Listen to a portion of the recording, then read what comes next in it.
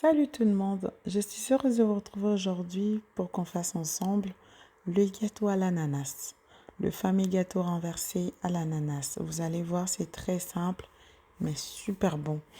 Voilà, avant de commencer, veuillez vous abonner à ma chaîne, activer la cloche de notification pour ne rien manquer. Merci beaucoup. Donc pour la recette, on va commencer par prendre 100 g de sucre. On va le mettre dans une casserole ou dans une poêle. On va mettre une cuillère à soupe d'eau. On va faire caraméliser le sucre pour mettre dans le fond de moule à tarte. Donc, on enlève les sucres du feu avant qu'il ne soit trop bruni. Le caramel continue de cuire quand vous l'enlevez du feu. D'où la raison de l'enlever beaucoup plus tôt. Donc, on enlève quand ça commence à être un peu marron, à peine marron on va dire. On enlève, on va mettre dans le fond de moule à tarte. On va incliner le moule de sorte que le caramel puisse s'étaler partout. Ensuite, je vais prendre une boîte d'ananas en rondelles. Je vais aller étaler tout autour comme ce que vous voyez sur la vidéo. J'étale bien. Ensuite, je réserve des côtés. Je vais préparer la pâte à gâteau. Je vais aller mettre dans un saladier un œuf. Donc pour cette recette, on a juste besoin d'un œuf. Je vais rajouter 100 g de sucre. Je vais bien mélanger.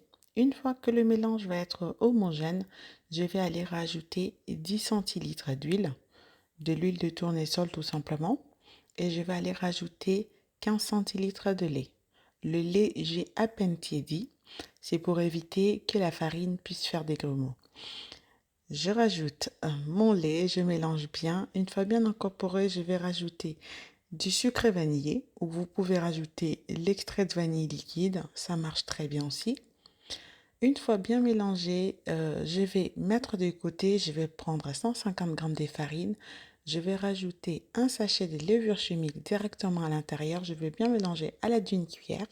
Une fois bien mélangé, je vais aller tamiser les deux directement sur le précédent mélange. Je vais aller à l'aide de mon fouet bien incorporer la farine dans le liquide. Une fois que ça va être bien lisse, si jamais vous avez des grumeaux, pas de panique, prenez une passoire, passez votre pâte et puis ça marchera très bien. Donc voilà, comme je disais tantôt, une fois que ma pâte va être bien lisse, je vais récupérer mon moule avec les rondelles d'ananas. Donc j'ai mis à titre de décoration en tout cas des cerises confites au milieu de mes rondelles d'ananas. Ensuite, je vais aller renverser ma pâte juste au-dessus, comme ce que vous voyez sur la vidéo. Et ensuite, je vais aller enfourner à 180 degrés pendant 30 minutes. Donc, au bout de 25 minutes, déjà, je vais piquer le couteau. Si le couteau ressort sec, c'est que le gâteau est prêt. Mais voilà, si le couteau n'est pas sec, c'est que votre gâteau n'est pas encore prêt. Laissez cuire, piquez le couteau. Quand le couteau ressort sec, c'est tout bon.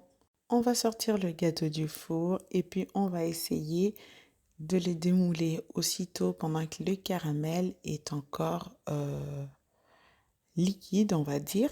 Donc ça facilite le démoulage parce que si vous attendez, le caramel risque de figer dans le fond et vous aurez du mal à démouler votre gâteau.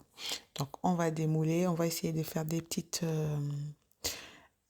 tapes sur le moule de sorte que le gâteau puisse se décoller du moule. Et voilà, le gâteau est prêt. Délicieux. Régalez-vous et surtout n'oubliez pas de vous abonner et on se retrouve très très bientôt pour la nouvelle recette. Bon dimanche. Bye.